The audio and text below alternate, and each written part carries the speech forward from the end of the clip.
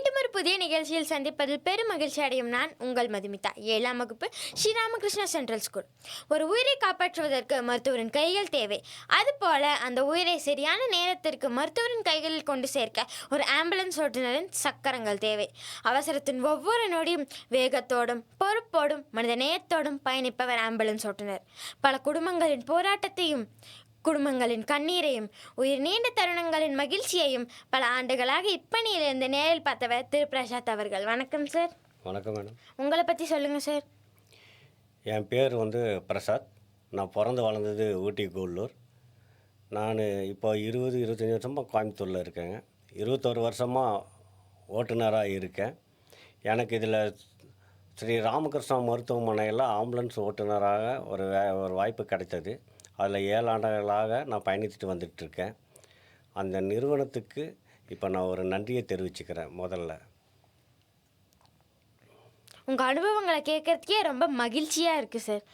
Ambulance ஓட்டுநராக இந்த வேலையை ஏன் நீங்கள் தேர்வு செஞ்சீங்க? ஆம்புலன்ஸ் ஓட்டுநர் பணி வேலையல்ல. ரெண்டாவது, ஒரு உயிருக்கு அவசர நேரத்தில் ஒரு உயிருக்கு உதவும் என்ற எண்ணம் எனக்கு இருக்கிறது. அதனால் இந்த வேலையை நான் தேர்ந்தெடுத்திருக்கேன். பகிர்ந்து கொண்டதற்கு நன்றி. ஆம்புலன்ஸ் ஓட்டுநரோட முக்கிய பொறுப்புகள்லாம் நீங்கள் என்ன நினைக்கிறீங்க? அவசர காலத்தில் வாகனத்தை ஓட்டும் போது என்னென்ன விதிமுறையெல்லாம் ஃபாலோ பண்ணுன்னு கொஞ்சம் சொல்கிறீங்களா? ஆம்புலன்ஸ் பார்த்திங்கன்னா எப்போவுமே ஒரு தயார் நிலையில் நம்ம எப்போவுமே நிறுத்திக்கணும். அதில் பார்த்திங்கன்னா மெயினாக மெயின்டெனன்ஸ், நம்ம தண்ணி இருக்கான்னு பார்த்துக்கணும், ஆயில் இருக்கான்னு பார்த்துக்கணும், எரிபொருள் இருக்கான்னு பார்த்துக்கணும், டயர் எப்படி இருக்குன்னு பார்த்துக்கணும். இது ஆம்புலன்ஸ் டிரைவரோட கடமை. ரெண்டாவது, நோயாளிகளுக்கு தேவையான ஒரு ஆக்சிஜன் எக்யூப்மெண்ட், மருந்துகள், இது எல்லாம் மருத்துவ குழுவோடு சேர்ந்து தயாராக வச்சுக்க வேண்டியது நம்ம ஆம்புலன்ஸ் டிரைவரோட பொறுப்பு. நல்ல பயனுள்ள தகவலை சொல்லியிருக்கீங்க. எங்களுக்கெல்லாம் பார்த்தீங்கன்னா ஆம்புலன்ஸோட சைரன் ஒலியை கேட்டாலே ஒரு மாதிரி மனசுக்குள்ளே பதற்றமாக இருக்கும். ஆனால் நீங்கள் அது கூட தான் பிரயாணம் செய்கிறீங்க. உங்களுக்கு அது வெறும் ஒலியா இல்லை ஒரு உயிரின் நம்பிக்கையா? நான் உயிரின் நம்பிக்கைன்னு தான் சொல்லுவேன். ஏன்னு கேட்டால் சைரன் ஒலின்றது சாதாரணமாக கிடையாது. ஒரு தாயின் அழுகை, ஒரு தந்தையின் நம்பிக்கை, ஒரு குழந்தையின் எதிர்பார்ப்பு, இவை அனைத்துமே அந்த நம்பிக்கையில் அடங்கி இருக்கிறது. ஏன்னு கேட்டால் ஒரு சைரன் போட்டு வரும்போது நல்லபடியாக வந்துட்டாங்கன்னு அவங்களாம் எதிர்பார்த்துக்கிட்டு இருப்பாங்க. அதனால் அது உயிரின் நம்பிக்கையாக தான் நான் கருதுகிறேன். உங்ககிட்ட இருந்து அது ஒரு உயிரின் நம்பிக்கை அப்படிங்கிறத நாங்கள் கற்றுக்கிட்டோம். இந்த வேலையில் உங்களுக்கு ஏற்பட்ட சிரமங்கள் மற்றும் உங்கள் மனதை பாதித்த சம்பவங்கள் ஏதாச்சும் இருக்குங்களா? கண்டிப்பாக இருக்குங்க. போக்குவரத்து நெரிசல்கள் இருக்குது. வானிலை சூழ்நிலை காரணம் ஒன்று இருக்குது. ரெண்டாவது பார்த்திங்கன்னா நோயாளிக்கு பின்னாடி எப்படி இருப்பாங்கன்றது நமக்கு தெரியாது. அதனால் நம்ம எப்படியாவது நல்லபடியாக மருத்துவமனைக்கு கொண்டு போய் செலுத்தணுன்றது தான் நம்மளோட இது. அதனால் இதில் நிறைய சிரமங்கள்லாம் நான் அனுபவிச்சிருக்கேன். அவசர காலத்தில் நேரத்தின் முக்கியத்துவம் பற்றி நீங்கள் என்ன சொல்ல விரும்புகிறீங்க? நேரன்றது ஒரு முக்கியமான ஒரு விஷயம். ஒவ்வொரு நோயாளிக்கும் ஒவ்வொரு நிமிஷமும் ஒவ்வொரு நொடியும் உயிர் பாதுகாக்க வேண்டிய சூழ்நிலைகள் தான் அமையுது. நேரத்தை நம்ம ஒரு நோயாளியை கூட்டு போகிறோம் அப்படின்னு கேட்டிங்கன்னா கொஞ்சம் வேகமாகவும் போகணும், பாதுகாப்பாகவும் போகணும். ஒவ்வொரு மருத்துவமனைக்கு நம்ம போகிறோம். அந்த மருத்துவமனையில் என்ன சொல்கிறாங்கன்னா, டாக்டர் நீங்கள் ஒரு 5 நிமிஷத்தில் வந்திருக்கலாமே, ஒரு 10 நிமிஷத்தில் வந்திருக்கலாமேன்றாங்க. ஆனால் அவங்க சொல்லக்கூடாத அளவுக்கு நம்ம முன்கூட்டியே கொண்டு நோயாளியை இறக்கி வைக்கணுன்றது தான் நம்மளோட கருத்துங்க. காலம் பொன் போன்றது அப்படிங்கிறத நாங்கள் உங்ககிட்டேருந்து கற்றுக்கிட்டோம். இந்த வேலையிலே நீங்கள் கற்றுக்கிட்ட மிகப்பெரிய வாழ்க்கை பாடம்னா அது என்னது? வாழ்க்கை பாடம்னா பணம், பதவி, புகழ், அது எப்போ வேணாலும் வரும், எப்போ வேணாலும் போகும். உயிர்ன்றது அப்படி கிடையாது. அதனால் உயிருக்கு முக்கியத்துவம் கொடுக்கணும். அப்புறம் உயிர் முக்கியம். ரெண்டாவது பொறுப்பு, தன்னம்பிக்கை, இது 3மே எனக்கு வாழ்க்கை பாடத்தை கற்றுக் கொடுத்துருக்கு. பகிர்ந்து கொண்டதற்கு நன்றி. எதிர்காலத்தில் ஆம்புலன்ஸ் ஓட்டுநராக வர விரும்பும் இளைஞர்களுக்கு நீங்கள் என்ன அறிவுரை சொல்ல விரும்புகிறீங்க? ஆம்புலன்ஸ் ஓட்டுநர் அவங்களுக்கு சொல்ல ஒரு அறிவுரை என்னன்னு கேட்டிங்கன்னா, அது எல்லா ஓட்டுநருமே இருக்காங்க. ஆனால் ஆம்புலன்ஸுன்றது ஒரு முக்கியமான ஒரு விஷயம். அதில் பார்த்திங்கன்னா ஒவ்வொரு நோயாளியும் நம்ம வீட்டில் இருக்கவங்கள மாதிரி நினச்சி நீங்கள் எல்லாத்தையுமே பயணிக்கணும்.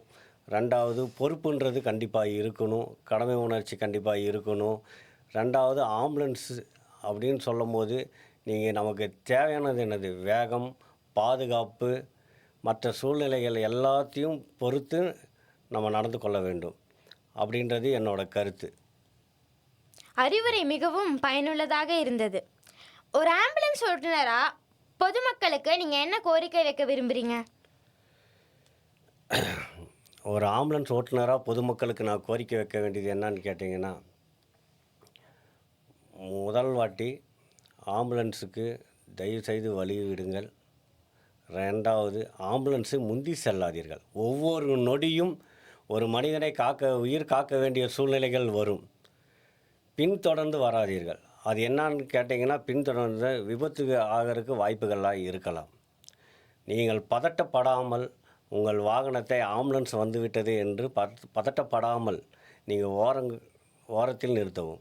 அவர்கள் வழி கொடுத்தால் நீங்கள் காப்பாற்ற வேண்டியது ஒரு உயிரை மட்டுமல்ல, அவங்க குடும்பத்தையும் சேர்த்து தான்.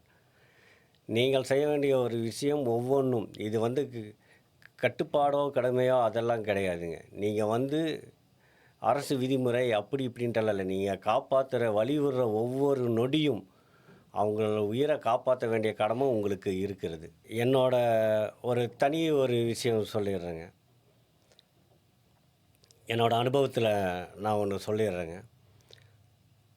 நான் ஆம்புலன்ஸு ஓட்டி 7 ஆண்டுகளாக நான் ஆம்புலன்ஸ் ஓட்டிகிட்டு வந்துட்டுருக்கேன். நான் பிஎல்எஸ் கிளாஸ், அதாவது பேசிக் லைஃப் சப்போர்ட், இது எங்கள் ஹாஸ்பிட்டல் மூலிமா எங்களுக்கு கிளாஸ் எடுத்து நல்லபடியாக எங்களை நிர்வாகம் கொண்டு வந்தாங்க.